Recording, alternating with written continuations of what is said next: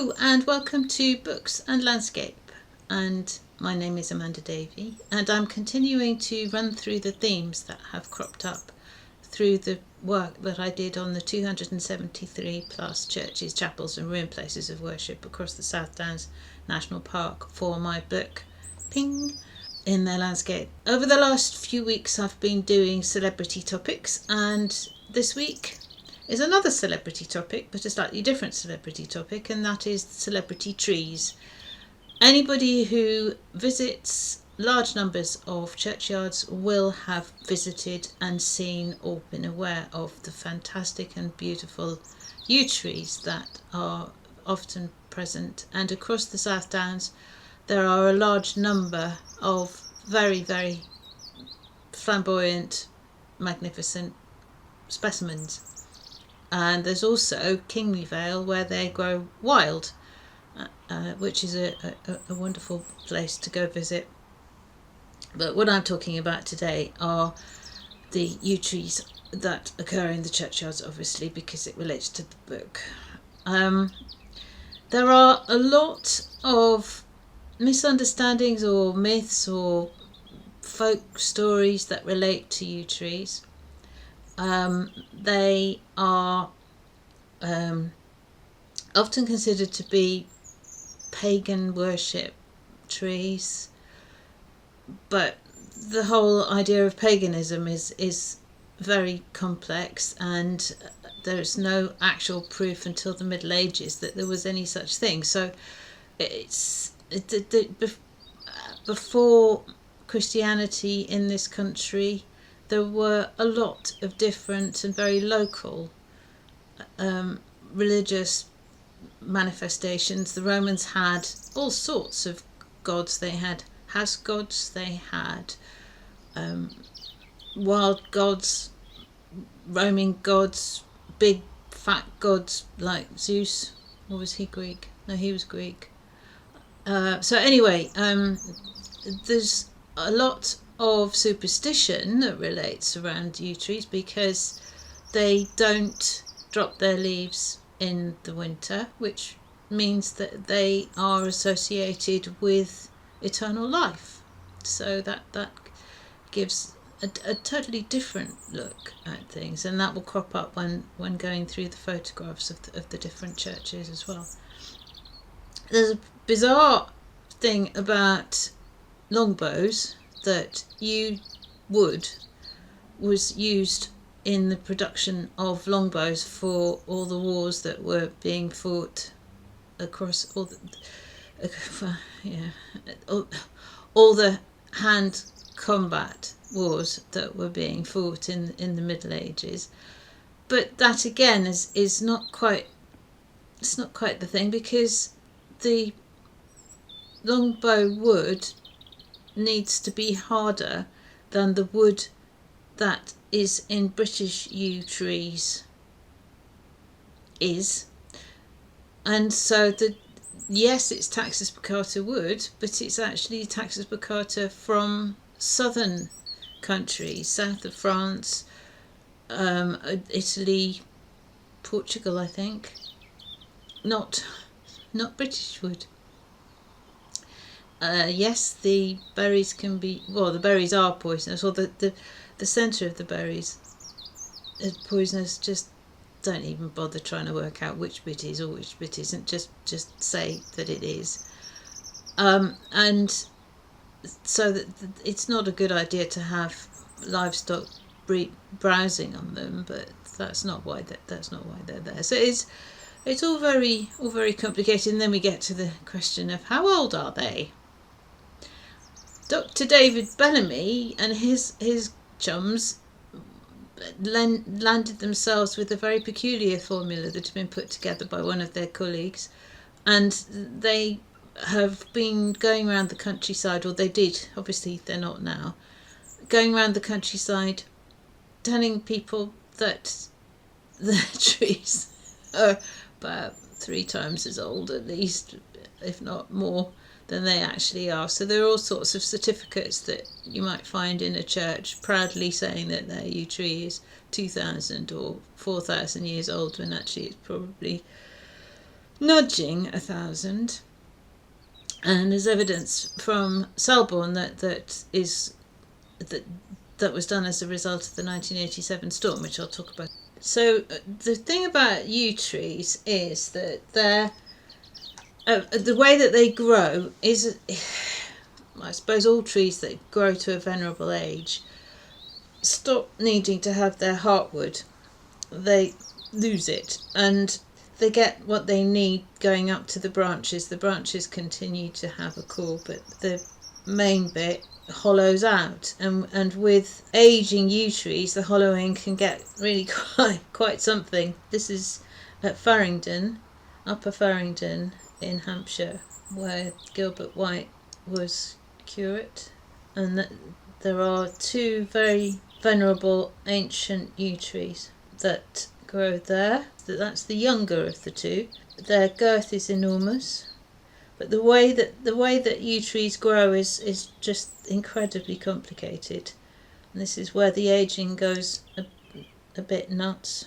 So there are other trees that grow the same way. So you've got hornbeam. This is a private estate in Kent. Hornbeam also will lose its heart and yet continue to flourish. These have been pollarded for 800 years plus, and can grow into the most extraordinary forms in the same way. And then they can put down air roots that then turn into trunks, and these can go down outside or inside and create the most incredible forms, but also be very confusing when you start trying to measure the girth of the tree. And olive trees will do the same sort of thing.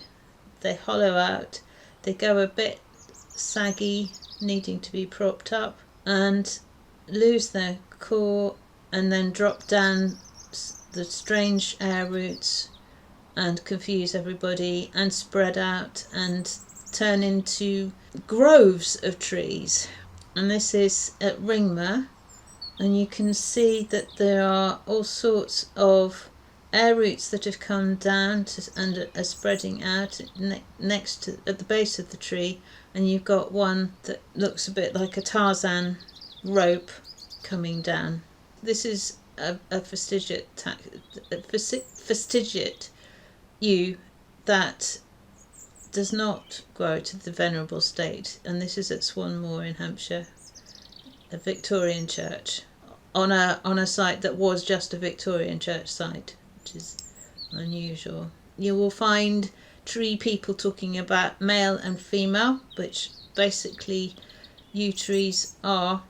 Apparently the Scottish Fortingale yew tree is having a bit of a confusion of identity. Having been male, it's now turning female. The female trees are the ones that have the berries. That's the rule of thumb. There are other identification things at other times of year, but the simplest one is if they've got berries, then they're girls. Those are not flowers, those are new shoots in a yew hedge at Glynde in East Sussex. At Selborne in Hampshire, Reverend Gilbert White's church, there used to be one of the most magnificent yew trees in the country until the 1987 storm, when it blew over. And when it blew over, unfortunately, the trunk shattered and went into bits. So when they dug a huge pit with archaeologists in tow to try and set it back up, but it didn't survive. You can see in this photograph, just to the bottom right of the tree, that there's what looks like yew growth. It is yew growth, but apparently it isn't yew growth from the tree itself. It is somehow or other some blackbird or something has put a yew berry in, and it is actually germinated and turned into a bushlet. In that pit that they dug to restabilise the tree in an attempt to save it, it's fairly obvious on the south side of the churchyard it had burials that were associated with it. What is interesting and helpful in terms of looking at the aging of yew trees is that they found that the deepest burial that was underneath part of the root plate of the tree. So the tree had been growing but was not vast, dated back to the 12th or 13th century from the elements that were present in the wood and the pottery that was associated with it. And the estimate from the excavation was that the tree would have been about a metre in diameter and therefore approximately 200 to 300 years old. So that means that it is likely that the Selborne yew, by the time it fell in 1987, was approximately 1,000 years old. This is up Marden in West Sussex, and this is not known to be a yew tree. This is a yew glade, but it looks remarkably as though it was once a yew tree, given the way that it grows and the sort of circular form of it all. There are about 3 clumps that could be or might not be previously single trees. I don't know whether they've been tested DNA wise to see if they are actually the same tree or not, but it's interesting to think about, because that's more or less what's happened to the Fortingall yew. It's just sort of spread out into a circular extent. This is a young yew tree. It's at High Cross in Hampshire. It's large. Well, its trunk isn't large, but it's got a very flamboyant crown. Yet, with photographs from the building of the church in the Victorian era, there's patently no yew tree present. So whether they brought in an old specimen or whether it has grown, they grow at totally different rates. That some years apparently they grow dormant. Because there's no heartwood, it's not possible to do any tree ring analysis. But even if you did tree ring analysis, if you got a year where the tree hasn't grown at all, then you're not actually going to get a ring to count. So that's going to confuse matters. Work has been done on some dead wood in the core of slightly younger than ancient yew trees, and that's got dates back to about 400-500 years. It feels as though the majority of the ancient yews in the South Downs National Park are approximately 1,000 years old, give or take the odd 50 or 80 years. Certainly well within the Christian period. Then this is at Hawkley in Hampshire, and this is a wonderful row of yew trees that have grown next to where the previous church used to be, that was replaced in the Victorian era. And one of them again has split apart and is propped up in various bits, but again it's lost its core. It's the same tree, it's just in 3 bits. So now we get on to welfare, and this is the wonderful tree at Wilmington, which has been propped up with a large number of different and various techniques, including chains and wooden props, and they're hopefully not concrete. The squirrels love it. The chains hopefully have been removed.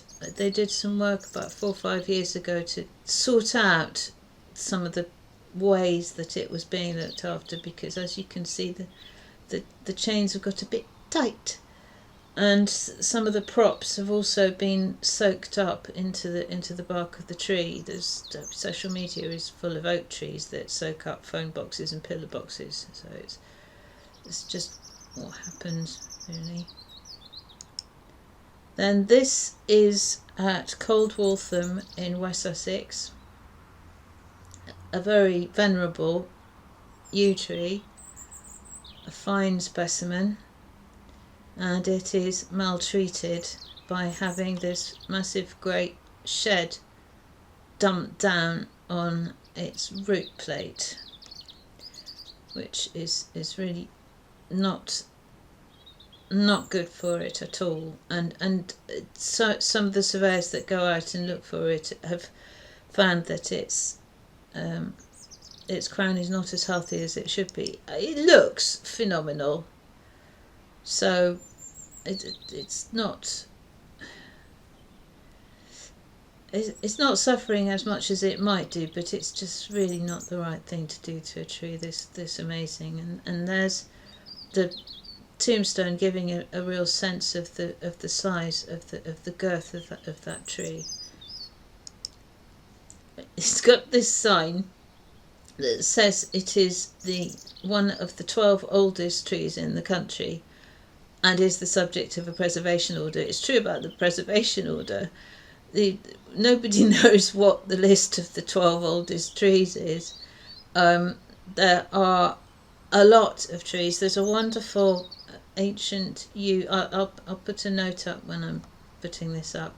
A wonderful website for the ancient yew organisation that has all sorts of reports on yews across the country, and encourages reports coming in on the health and whatever of yew trees. And they laugh over this sign, but they don't laugh over the tree, and they certainly don't laugh over the shed. This is Sollington in West Sussex. It's the sixth remaining, or the one of 6 yew trees. There used to be majestic yew trees. There used to be in the churchyard, and it's the one that survives. Again, the 1987 storm was pretty lethal, and a storm, presumably 1987, but could have been 1990 or some of the others, has pulled out one of its limbs. But another thing that tended to happen in times that were well-meaning but not very clever, was to fill the holes made with concrete, and this can be very troubling. There are some very significant trees across the country that have had to suffer and struggle with this insane idea that putting concrete into the centre of the tree could do anything other than harm. To take it out again would harm it, but it can promote even further rot and make conditions rife. So it's what's generally known as a bad idea. But when Sollington have their flower festival, they tend to celebrate the tree and make it look very much prettier with the flowers that they then put on it.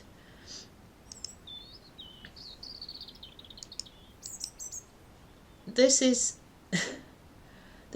not a unique scenario. This is at Burriton in Hampshire. The thing with yew is it's dark, and in a churchyard, if you want to do things that you don't really want people to be particularly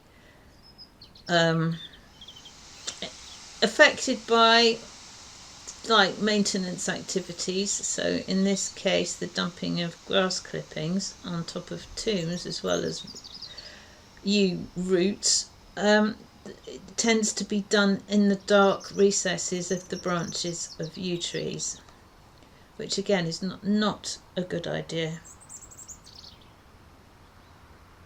The weight on the roots, and the weight of any tree on roots the weight of anything on tree roots is dubious for tree root health. There's a tale that takes place for Diddling Church that it's the yew tree there is not that far away from the church, and in the Victorian era someone was walking up the path and happened upon somebody else who had taken it upon themselves to demolish the yew tree for reasons best known to themselves, and probably because it was so close to the church, and had started work with an axe. And apparently you can still see the axe marks. I only found out that story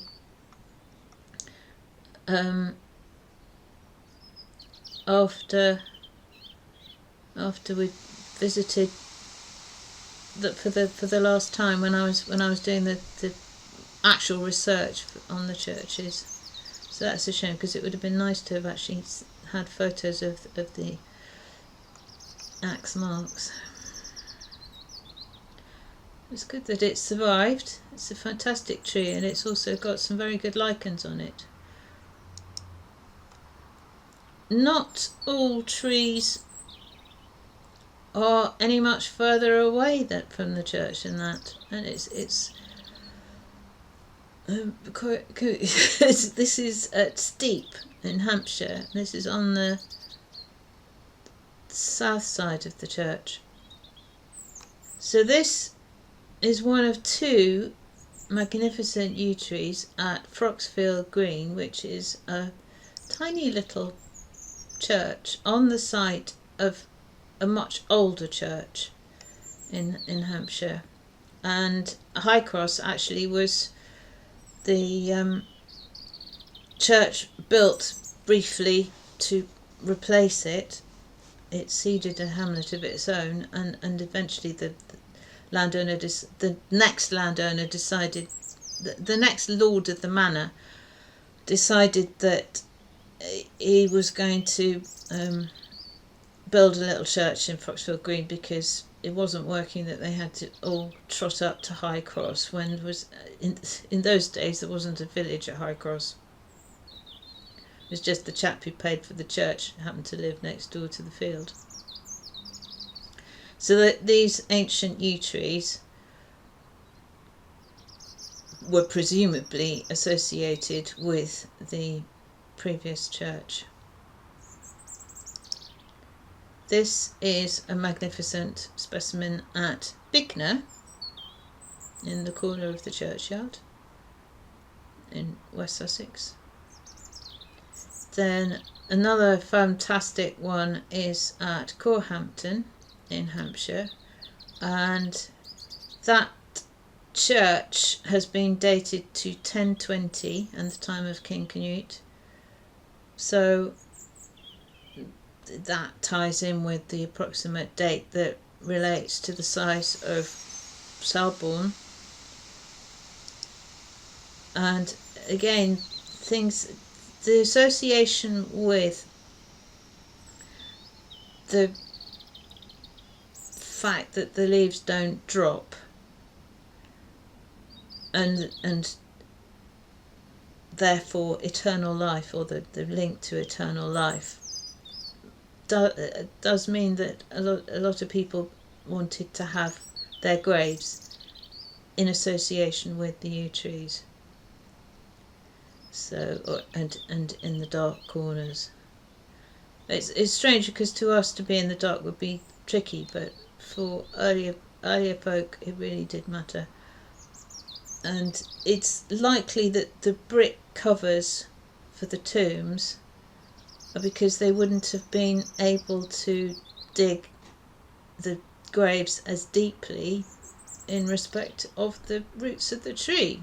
Hopefully, given the tree's flamboyant and magnificent and soars high above the church, it's obviously had no problems having the graves there, and it looks as though that they've been done with respect. And this is another one at Newton Valence. And then this is the last one I'm going to show. The South Downs is just awash with wonderful yew trees. This is Prior's Dean, which used to be owned by a priory, and that's again in Hampshire. And again, it's a superb, beautiful, beautiful tree, just with this extraordinary growth. The way that air roots come down and the heartwood goes, and it just lands up. But it's from a distance, it's a phenomenal sight. They're magnificent trees. Anyway, thank you very much for watching, and it would be lovely if you could like. It would be extraordinarily good if you could comment. I probably missed out a whole raft of things that I intended to say, so apologies for that, but there's so much that can be said about these beautiful trees, and now I've got to go and work out what I'm going to do for Easter. Wishing you all the very best, and thank you.